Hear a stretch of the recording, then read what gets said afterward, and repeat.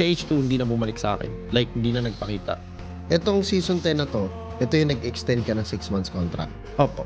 Okay. So, H2 di na nagpakita. hindi na nagpakita. Parang hindi na nagpakita, di na kayo nag-usap. Hindi na. After nung laban na yon, after nung season na yun, hindi na kami nag-usap. We have our own mistake. May mistake siya, may mistake ako. And parehas kami nag-grow up doon. Hindi kami nag-usap. Hindi na siya bumalik ng bootcamp. Yung kumuha na gamit niya, yung driver nila.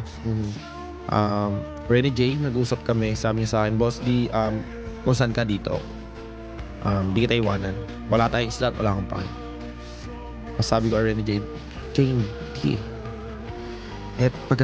Tapos na yung season, magpapahinga ako isang taon, Jay. Pagod na ako sa daily vlog. Pagod na ako sa stream. Gusto mag-focus sa family ko, Jay. Kunti si AJ, sabi ko nun. Ako naman. Sabi ko, Sabi ko, may lumalapit bang team sa'yo? Sabi niya, boss, di blacklist. Kunin mo na, Jay. Sabi ko nun, Jay, kunin mo na. Huwag mo akong alalahanin.